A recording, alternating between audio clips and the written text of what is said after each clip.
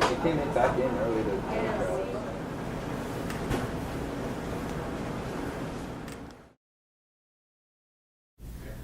For decades, scientists have been performing genetic engineering in the labs. This work has led to fundamental advancements in agriculture, medicine, and even science. Now, scientists have the capabilities to take genetic engineering a step further, creating a new field known as synthetic biology. Synthetic biology began as just a vision of what could potentially happen. And visions have a way of forming, so visions could morph, visions can create dogmas, visions can create images of what should be done, of what is being done, and what could be done.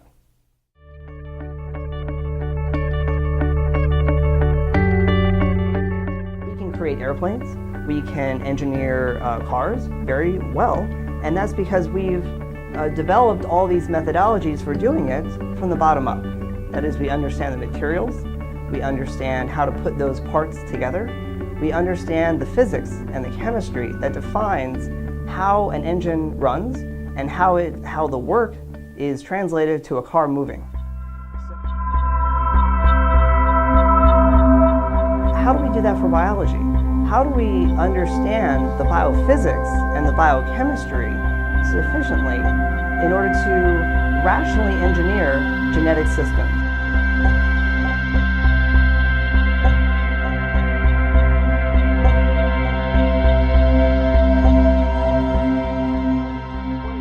There are a lot of misconceptions regarding synthetic biology and genetic engineering. Through this video, we aim to bridge the gap between the public and the scientists by explaining the fundamentals of synthetic biology in an understandable way.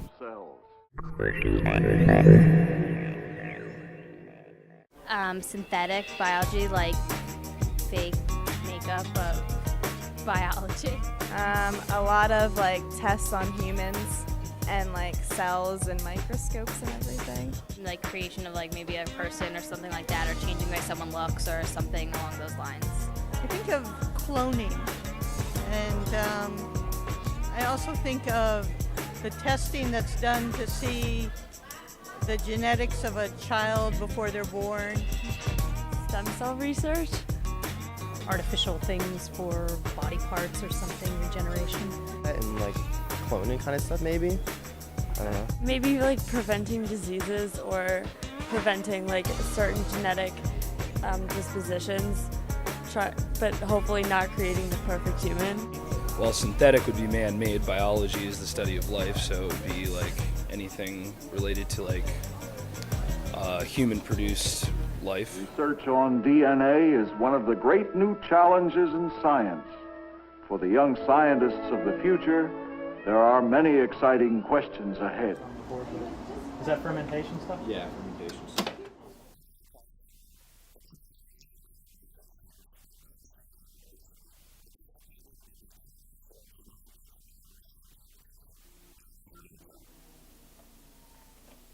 What I love about synthetic biology is that it's a new field that is about creating,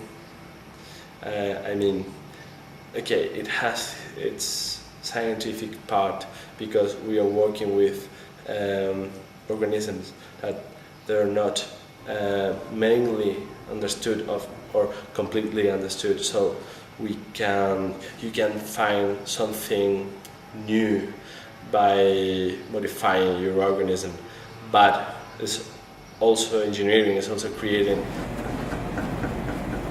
I think that the creativity and the new ideas and the possibility that's there with somebody that's just exposed to some new tools and new opportunities to think about things creatively is really valuable.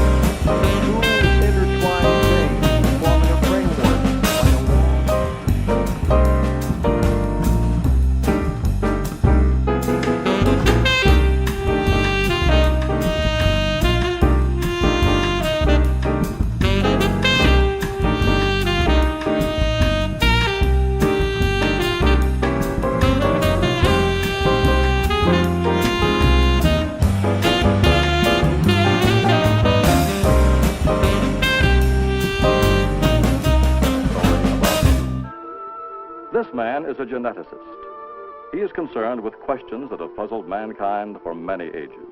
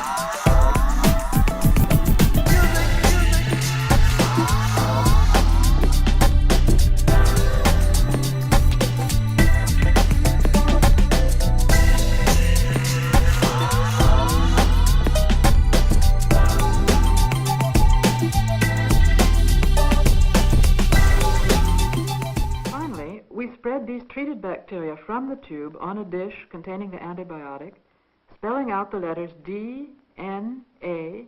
By the next day, something surprising has happened. The bacteria have multiplied. Their heredity has been changed. Some of the bacteria we treated have picked up the DNA and from it have gained the ability to resist the drug.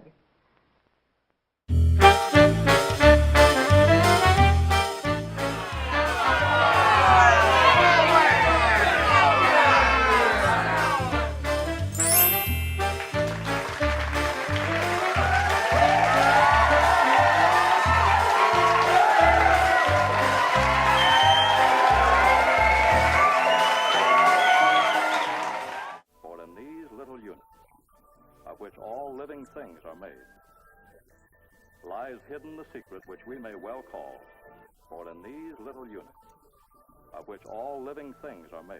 The dosimeter can be worn on the person and measures the accumulated radiation exposure, the total dose at any given time.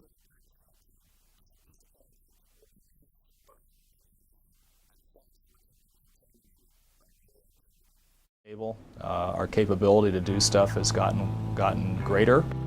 A lot of different applications with bacteria, with food, with pharmaceuticals. It's about changing our economy to make it more sustainable, to make it more independent from other countries, and to really keep jobs in this country. Create new products that are cleaner and better than the products we have available today in the medical area and pharmaceutical area. Food and health, and also the environment in the future. I mean, like, you can't feed everybody in the world without genetic engineering. We'd all be screwed without it. Well, I think it would be good if it's, well regulated. A lot of things are, really beneficial, but really dangerous are well regulated.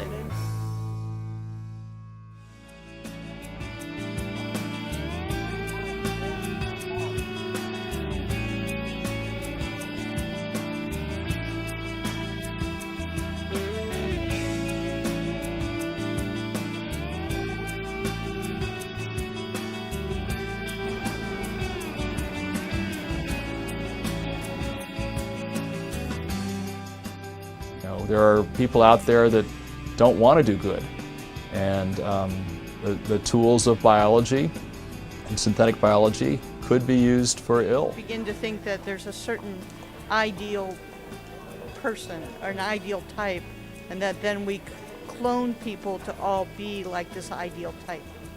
That would concern me.